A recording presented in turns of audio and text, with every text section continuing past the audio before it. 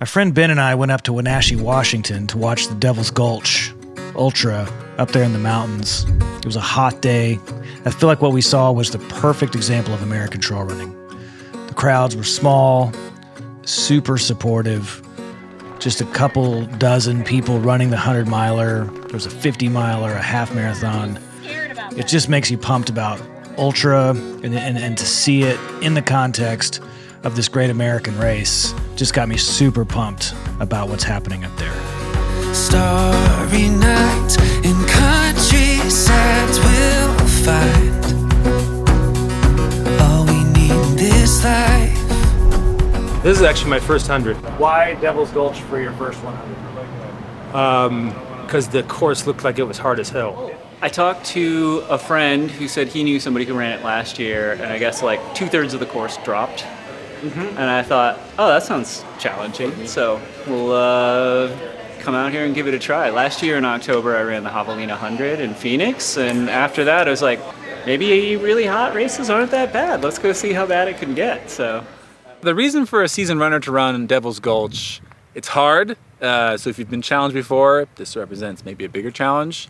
One nice thing is that a lot of it is above the tree line. And on the west side of the mountains, you spend a lot of time in the trees. And trees are great. But yeah, ultimately it comes down to just, it's hard. And it'll test you, yeah. I live here on the east side, and I love running in the Eastern Cascades. The geology and the ponderosa pine forests, there's amazing ridge lines to run. I just think it's really special and just a different atmosphere than the deep forest to the west. So I chose the Devil's Gulch race because I've lived in Wenatchee most of my life, and when I heard there was a race nearby at Mission Ridge, I thought it would be a lot of fun to sign up. I live in Seattle, but yeah, I'd love coming out here for races. What's really great about this course is when you get to past Mount Lindley and you can see Blewett Pass. The geological features on here are great. Yeah, great course. The course being pretty challenging and technical is fun. It's steep, it's hard, it's hot. I love all of our runners from our 5K to our 100-milers. But there is something really special about watching people run through the night. The pain cave's a little deeper in the middle of the night, and I like shaking hands with my runners at the end of it. I mean, I really believe that in doing hard things, you know, you find out who you really are and what you really prioritize and what you really care about. And it scrapes away all the bullshit and, you know, all the extraneous stuff. And you come to terms with maybe you can come to terms with a lot of things that you haven't been dealing with. And so that's why we have Devil's Gulch as a 100-miler, and that's why we're investing the time and the money and the people into it and the energy. I hope that it becomes a race that people want to run, and I also hope that it becomes a family. And I'd love to see runners want to come back year after year. If you're anything like me, my energy comes from looking into the mountains. Might trip over my own feet, but the views are worth it.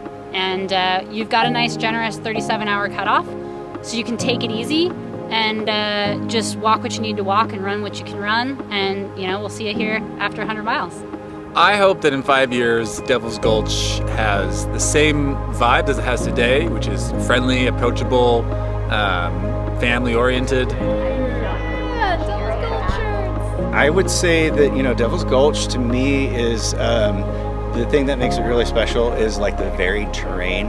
You climb up out of the start-finish line, so you're going to go up even higher where it's a little bit cooler. The views up there are absolutely spectacular. You're going to get some wildflowers up at the top up there. You're going to run that ridge all the way down, and it is absolutely beautiful. And then the hot bottom of the course. So like you're going through some microclimates as you're going through the race. It's going to keep you on your toes the whole time. You're going to get a big mix of some pretty technical stuff and then some nice flowy trails and beautiful scenery. And you know, for me, it's not about getting more fast people or anything like that. It's more about I want to see those moments where people are crossing the finish line and are, you know, falling into the arms of their family or aren't finishing and then vow to come back next year because it's unfinished business. The heartbeat of American trail running is found in its deserts and forests where a few people gather to experience transcendence. To experience it alone, together. Sure, we could run a half marathon or 100 miles on our own in the wilderness, and sometimes we do. But the pure act of going that distance isn't actually the goal for most of us. goal is the distance and the people. The crews and volunteers, other runners, and our pacers. Devil's Gulch is hard and hot. Their 100-mile course is not for the faint of heart, but neither is Barclays or Hard Rock, and we still run those. If I want to get beat up by beauty and big mountains in one of the best ultra communities I've seen, I'd run Devil's Gulch, and I'd shake Katie's hand at the end. Many have unfinished business in these mountains, like Porter said, and I hope they all come back until it's finished.